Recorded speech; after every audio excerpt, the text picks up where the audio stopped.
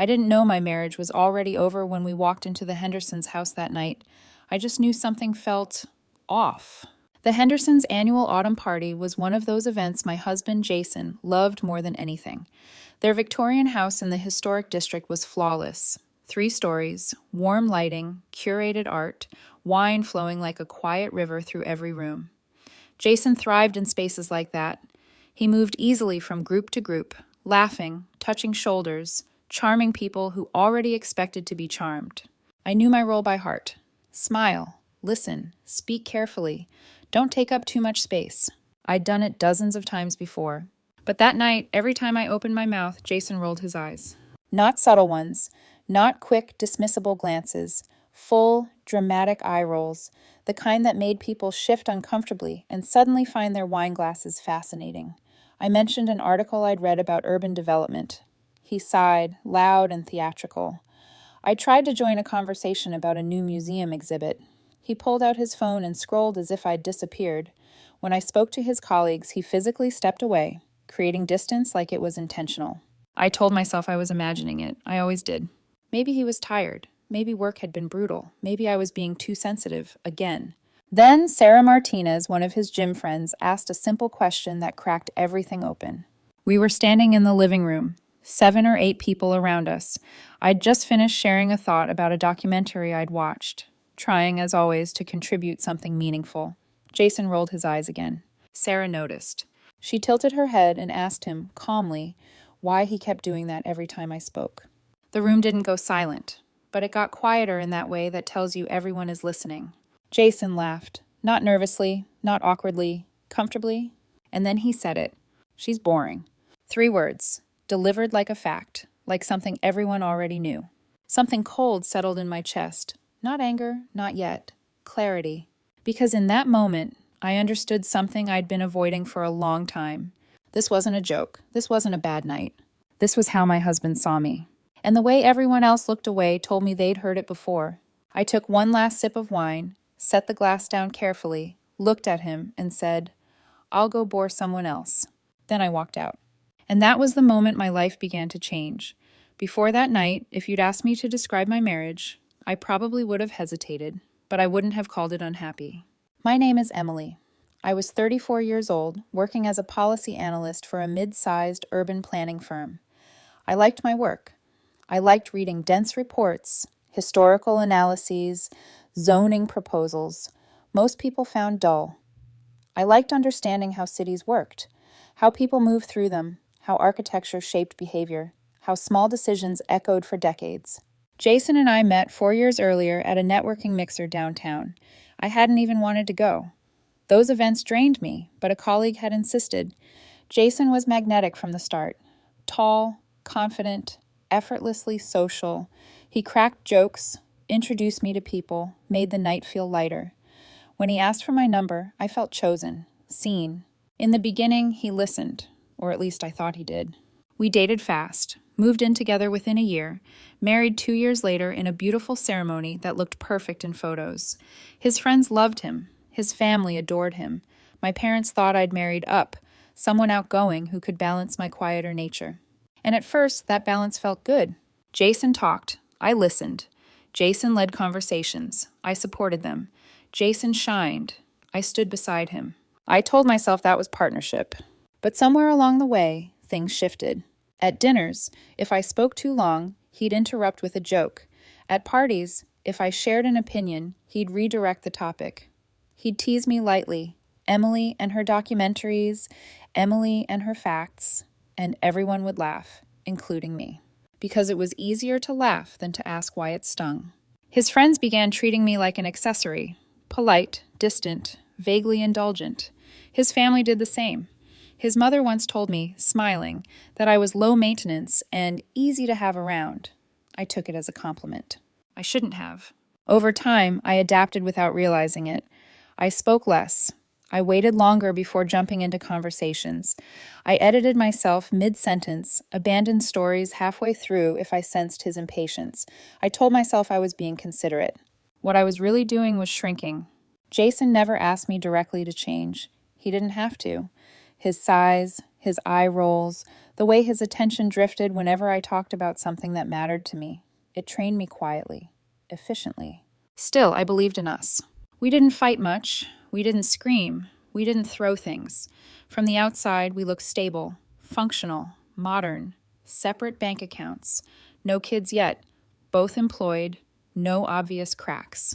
But intimacy isn't just about proximity. It's about curiosity, respect, wanting to hear the other person speak.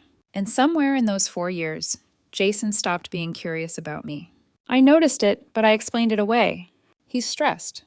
He's social. I'm not. This is just marriage. So when we walked into the Hendersons' house that autumn night, I thought it was just another party, another performance, another evening of smiling and nodding and quietly disappearing beside the man I'd married.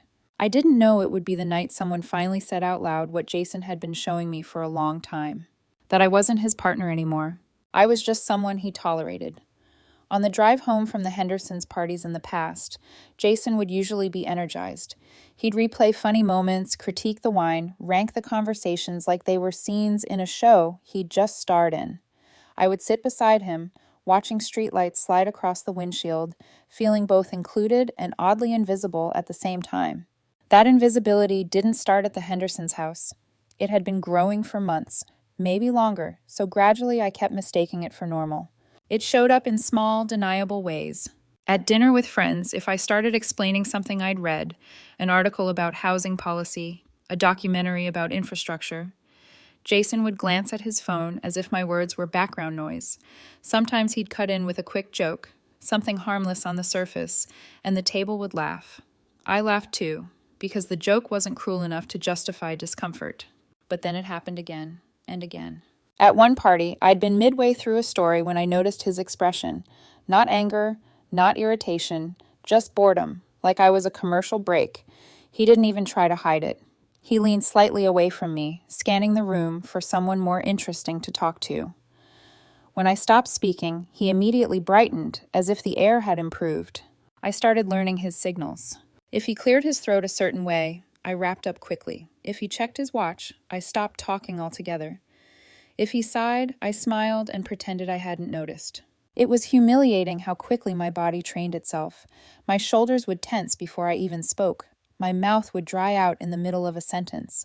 I'd feel that familiar urge to apologize, not for anything I'd done, but for taking up time. And Jason's friends didn't help.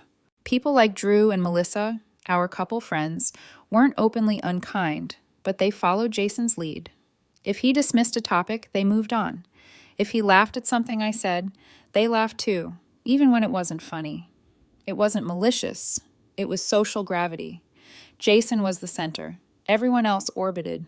Even Sarah Martinez, who would later call him out, had laughed along in earlier months. I remembered her once saying teasingly, "Emily's always got a fact ready."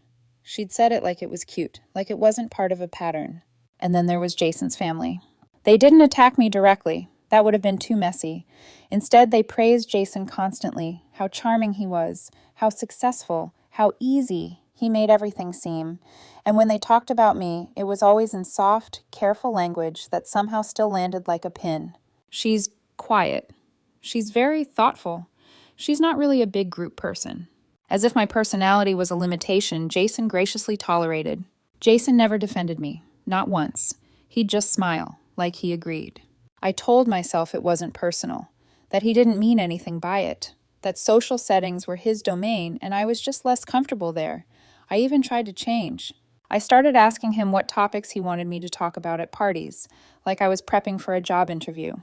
I watched his reactions when I spoke, trying to calibrate myself. I bought outfits he liked. I practiced small talk in the mirror. I laughed quicker, nodded more, tried to make my presence lighter. But no matter what I did, the distance stayed. At home, Jason wasn't cruel. That was the confusing part. He could be affectionate in the easy moments, resting a hand on my back in the kitchen, kissing my forehead when he passed by. Those gestures kept me hopeful. They made me question my own instincts. Maybe I was imagining the rest. Maybe I was too sensitive. Maybe I needed to be easier. And then came that autumn night at the Hendersons' house, when his impatience stopped being subtle and turned into a performance. When Sarah asked the question. When Jason answered with those 3 words. "She's boring." By the time I walked out into the cold October air, I wasn't just reacting to one insult. I was reacting to the realization that I'd been living inside a slow erosion and calling it marriage. The October air hit my face like a physical reset. Cold, clean, honest. I stood on the Hendersons' front steps for half a second, my breath visible in the dark, before I realized my hands were shaking. Not dramatically, just a low, constant tremor that started in my fingers and worked its way up my arms. I walked to my car at a normal pace, the way you do when you're trying not to give anyone the satisfaction of thinking they've broken you. Once inside, I closed the door and just sat there. The engine was off. The party noise was muffled now, distant laughter bleeding faintly through the walls of that elegant house. My chest felt tight, like something heavy had been set right in the center of it. I stared at the steering wheel, replaying Jason's voice. She's boring. Not angry, not joking, certain. My phone buzzed in my coat pocket almost immediately. I didn't look at it. I started the car and drove. I didn't go home. I couldn't. The idea of walking back into that apartment, with its carefully chosen furniture, its shared routines, his presence filling every corner, felt unbearable. I needed somewhere neutral, somewhere anonymous. I ended up at a bar across town, the kind of place no one dressed up for. Dim lights, wood that had been scratched and repaired too many times to care anymore. The bartender glanced up, nodded once, and poured a draft beer without asking. I took that as a mercy. I sat at the bar, shoulders hunched, nursing the glass. The cold beer steadied me in a way the wine never had. After a few minutes, I finally checked my phone. 5 messages, all from Jason. Where did you go? This is embarrassing. Everyone's asking where you are. Can you please come back? Why are you making a scene? I read them slowly, one by one. Not a single message asking if I was okay. Not one acknowledging what he'd said. Only concern about how my absence made him look. Something inside me hardened. I typed back one sentence. You can tell everyone I went somewhere interesting. Then I silenced my phone. For the next 2 hours, I sat there thinking. Not spiraling, not crying, just thinking with a clarity I hadn't allowed myself in a long time. I replayed the past year of our marriage, not as isolated moments, but as a pattern. When had I stopped speaking freely? When had I started editing myself? When had I become someone who apologized for existing? I realized how often Jason talked over me, how he redirected conversations away from things I cared about, how he sighed when I told stories, like I was consuming a finite resource, his patience. And I realized something else, too. I wasn't boring. I read constantly. History, fiction, current events, urban policy. I had thoughts, real ones. Opinions shaped by curiosity and care. I wasn't dull. I just wasn't performative. And Jason didn't value anything that didn't serve his image. By 11 o'clock p.m., I knew I couldn't go back that night. I booked a hotel room downtown. Generic, clean, quiet. A place that didn't carry the weight of shared history. I texted Jason once, telling him I was staying somewhere else and we'd talk tomorrow. He called immediately. I let it ring. He called again. And again. I turned off my phone. The hotel room was small but peaceful. A king bed. A desk. A window overlooking the city lights. I lay on top of the covers, fully clothed, staring at the ceiling. My mind replayed not just the party, but dozens of other gatherings, dinners, birthdays, casual get-togethers, where Jason had been animated with everyone except me. At 2 o'clock a.m., it became painfully clear. This wasn't about a bad comment or a drunken moment. This was about respect, or rather, the complete absence of it. I finally fell asleep around 4 and woke to sunlight streaming through the curtains. For a brief second, I forgot everything. Then it came back, not as a wave of panic, but as certainty. I ordered coffee and toast and sat by the window, watching the city wake up. Couples walking dogs, people heading to brunch. Ordinary life continuing while mine quietly shifted into something else. It didn't feel like my marriage was falling apart. It felt like I was waking up. And by that morning, I knew exactly what I needed to do next. I left the hotel just after 9. The city felt different in the morning, less performative, more honest. No curated lighting, no polite laughter, just people moving through their lives without pretending. I drove to a large park across town and parked near the entrance, needing space that wasn't enclosed by walls or memories. The paths were quiet.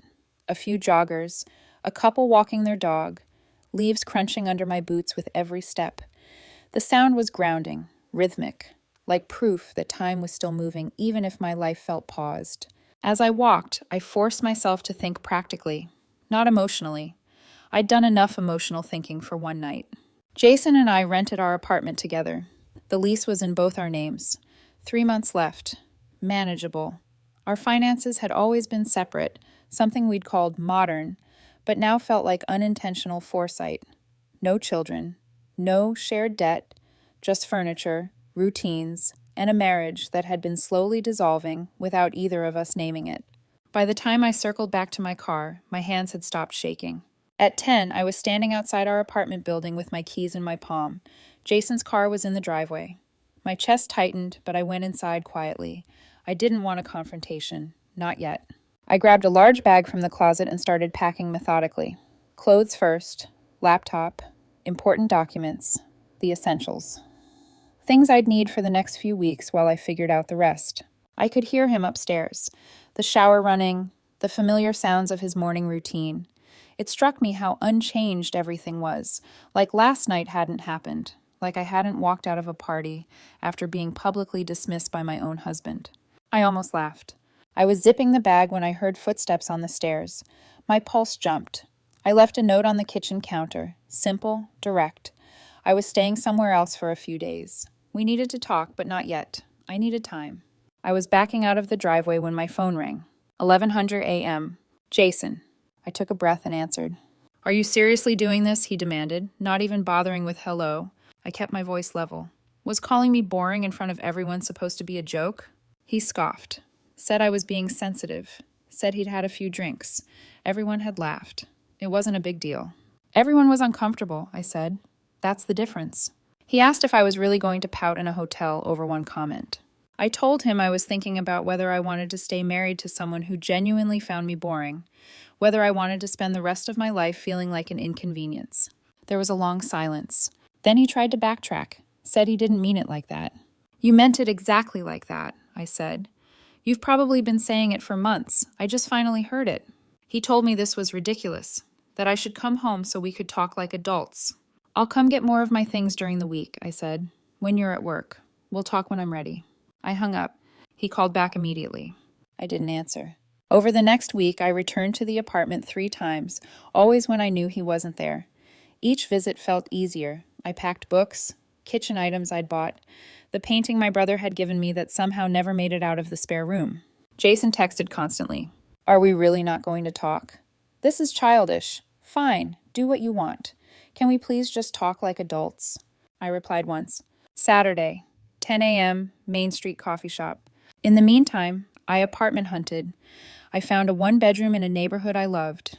Artsy, walkable, filled with independent bookstores and cafes.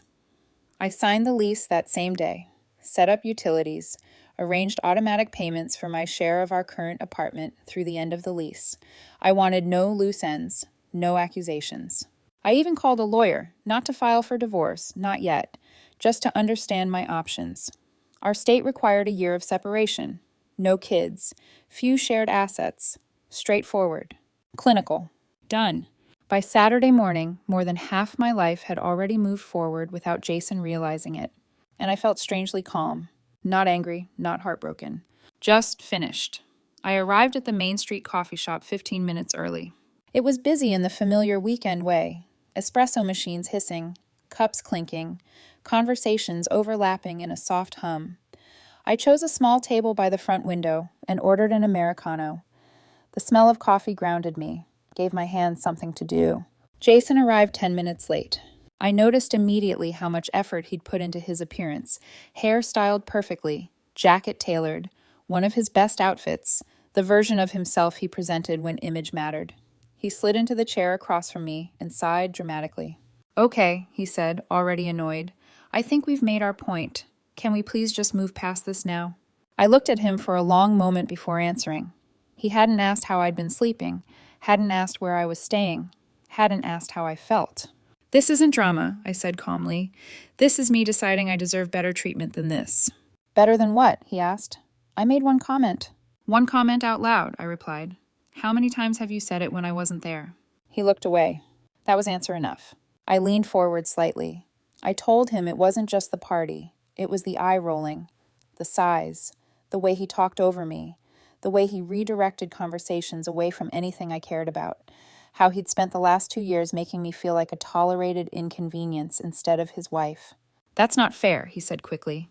"When was the last time you actually listened to me talk about something I cared about without checking your phone?" I asked. He opened his mouth, closed it. "Nothing." I told him I was moving out, that I'd already signed a lease, that I'd have all my things out by the end of the month. His eyes widened. "You're actually leaving?" "I'm not boring," I said. "You just find me boring, and I'm not going to spend my life trying to earn basic respect from my own husband." He immediately shifted tactics, said we could fix this, go to couples counseling, work on communication. He reached for my hand across the table. I pulled mine back. "I don't want to work on this," I said quietly. "I want to be with someone who doesn't have to try to respect me." His voice cracked. "So that's it? You're just giving up?" I stood, left a $10 bill on the table, and looked at him one last time. "Take care of yourself." I walked out while he called my name behind me. Over the next 2 weeks, the situation escalated in waves. Jason cycled through emotions like they were steps in a manual. Anger, bargaining, dismissal, then back to anger. He never apologized. Not really. He never said the words, "I'm sorry for humiliating you." Instead, he framed himself as the victim of my sensitivity. Through mutual friends, I started hearing things. At first, Jason told people I'd overreacted to a joke, that I couldn't take his sense of humor, that he was blindsided. But people had been at that party. They'd seen the eye rolls, heard the comment. Sarah Martinez had told the story plainly, without embellishment. The narrative Jason wanted didn't survive contact with reality. His parents reached out, not to check on me, but to ask if we could smooth things over. His mother implied that marriage required compromise. His father suggested I shouldn't throw everything away over something so small. I didn't argue, I didn't explain, I just said I needed space. The pressure didn't come only from his side. Even some friends asked if I was being too harsh, if I'd tried hard enough, if maybe counseling was worth a shot. Each question forced me to articulate something I'd only recently understood myself. This wasn't about fixing a mistake, it was about recognizing a pattern and choosing not to live inside it anymore. Meanwhile, I moved into my new apartment. The first night there, the rooms were mostly empty.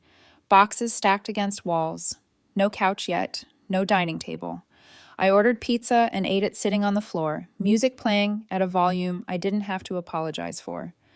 I stayed up late reading, light on, no one sighing behind me. I felt lighter. Jason didn't. By December, word filtered back to me that he was struggling. The apartment was too expensive on his salary alone. He was looking for a roommate or considering moving somewhere cheaper. Social invitations dried up. People didn't know whose side to take, so they took neither. I didn't feel satisfaction hearing any of this. Just a quiet acknowledgement that actions had consequences.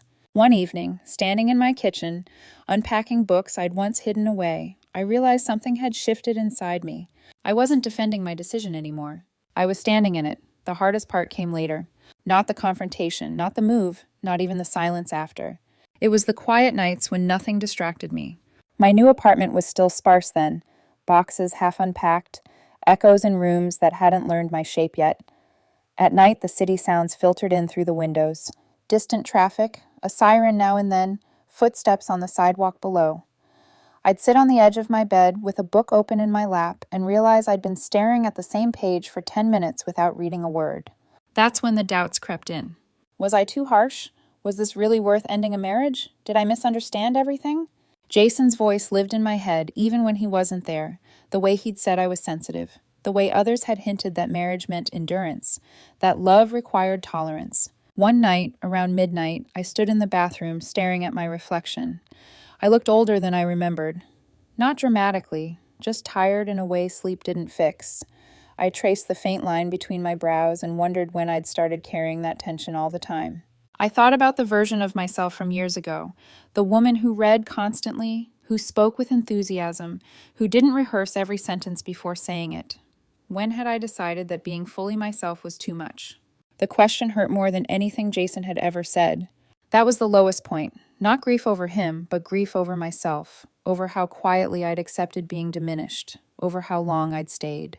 I sat on the floor and cried then, not loudly, just steady, exhausted tears that felt like they'd been waiting a long time to fall. I cried for the years I'd edited myself, for the conversations I'd swallowed, for the respect I'd bargained away thinking it was love. When the tears stopped, something else settled in. Clarity. I couldn't go back, not because Jason was cruel, but because staying would mean continuing to abandon myself, and that realization was terrifying in its finality. A few days later, I called my brother Derek. He lived 2 states away and worked in finance, direct, unsentimental, the kind of person who told you the truth even when it stung. If anyone was going to tell me I'd overreacted, it would be him. He answered on the second ring. I told him everything. The party, the eye rolls, the comment, walking out, the hotel, the separation, the coffee shop, the move. When I finished, there was a long pause. Then he said, I need to tell you something you're probably not going to like. My stomach tightened. What? I never liked the way Jason talked about you, he said, even early on. I closed my eyes. At family gatherings, when you left the room, he'd make little comments, Derek continued, about how you were quiet, how you needed bringing out of your shell, like you were a project. I asked why he'd never told me. You seemed happy, he said. And it wasn't my marriage, but I'm not surprised he said that at a party. I'm surprised it took this long. That night, after we hung up, I sat in the dark with my phone in my lap and felt something heavy finally lift. The worst part was over. Not because the pain was gone, but because the truth was fully visible now. And once you see something clearly, you can't pretend you didn't. The turning point wasn't loud. There was no dramatic revelation, no confrontation that flipped everything upside down. It came quietly, in pieces, through ordinary moments that felt almost unremarkable on the surface, but together they rewired something deep inside me. A week after my conversation with Derek, I joined a local book club at the public library. I'd seen the flyer months earlier and ignored it, telling myself I was too busy, too tired, too introverted. The truth was simpler. I was afraid of being boring in a room full of strangers. That alone told me how much damage had been done. The meeting was on a Thursday evening. A dozen people sat in a loose circle, books in their laps, coffee cups balanced on chair arms. The discussion started cautiously, then warmed. Halfway through, someone mentioned a theme I'd noticed too, how the author used architecture as a metaphor for emotional containment. My heart started to race. The old instinct kicked in immediately. Wait. Don't jump in. Make sure it's worth saying.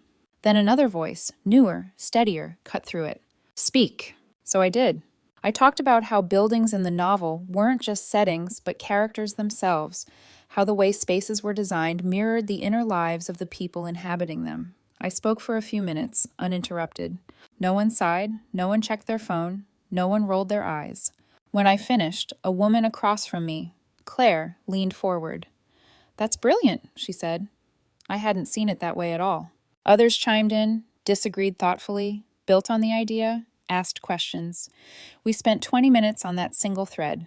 When the meeting ended, 3 people thanked me specifically for my insight. Claire asked if I wanted to grab coffee before the next meeting to talk about the new book. I walked to my car feeling 10 feet taller. That night, something crystallized. The problem had never been my voice. It had been where I was trying to use it. The shift continued in small, reinforcing ways. I joined a weekend hiking group. On the first hike, nervous energy buzzed through me as I introduced myself, but within minutes I was deep in conversation about trails, books, the geological history of the park.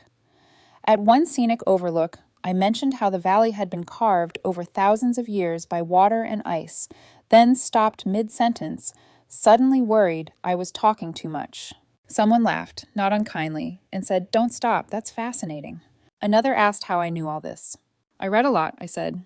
"Keep doing that," someone replied. "It makes the hike better." I drove home muddy, exhausted, and genuinely happy. The real turning point came the morning I ran into Jason at the grocery store. I turned down the produce aisle and saw him at the far end, examining avocados. My first instinct was to turn around, to avoid, to brace, to protect myself. Then I realized something startling. I didn't need to avoid him. I didn't feel afraid, or angry, or even sad. I just didn't want to talk. So I continued shopping. Tomatoes, lettuce, apples. When he looked up and saw me, he froze. I nodded once, polite, distant, neutral, and moved on. He didn't follow. In the parking lot afterward, I sat in my car and waited to feel something. Nothing came. And that absence, That calm neutrality was the clearest proof yet that I'd crossed a line I couldn't uncross. I wasn't reclaiming my power through confrontation. I was reclaiming it by no longer needing one. That's when I knew, with complete certainty, that leaving hadn't been a reaction. It had been a return. The fallout didn't arrive all at once. It unfolded slowly, in fragments I heard through other people, never directly from Jason. And that felt appropriate somehow. We were no longer part of the same narrative, just overlapping footnotes in stories that had moved on. At first, Jason tried to control the story. He told friends I'd walked out over a joke, that I was too sensitive, that he didn't understand how something so small could end a marriage. He framed himself as blindsided, abandoned, confused. But the problem with rewriting history is witnesses. People had been at the Hendersons' house. They'd seen the eye rolls. They'd heard him call me boring to my face. Sarah Martinez had told the story exactly as it happened. No drama, no exaggeration, just facts. And facts have a way of standing their ground. Gradually, the invitations slowed. Friends didn't know whose side to take, so they took neither. Group chats went quiet. Weekend plans stopped materializing.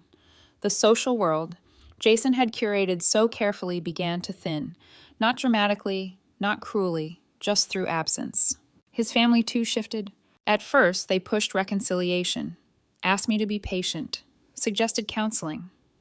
But when it became clear I wasn't coming back, the tone changed, not to anger, more to confusion. Without me absorbing the friction, Jason's sharp edges had nowhere to go. I heard he'd started snapping at people, that his charm wore thin faster, that the easy laugh didn't land the way it used to. By December, the practical consequences set in. The apartment was too expensive on his salary alone. He tried to find a roommate, then quietly started looking for something smaller. The place he'd once treated like a stage for social gatherings became a financial weight he couldn't easily escape. I didn't feel vindicated hearing any of this. Just a quiet understanding.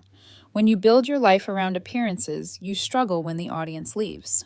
Meanwhile, my life expanded. I reconnected with old friends I'd somehow drifted from over the years, people who genuinely enjoyed my company, who laughed at my jokes and asked my opinion because they actually wanted it.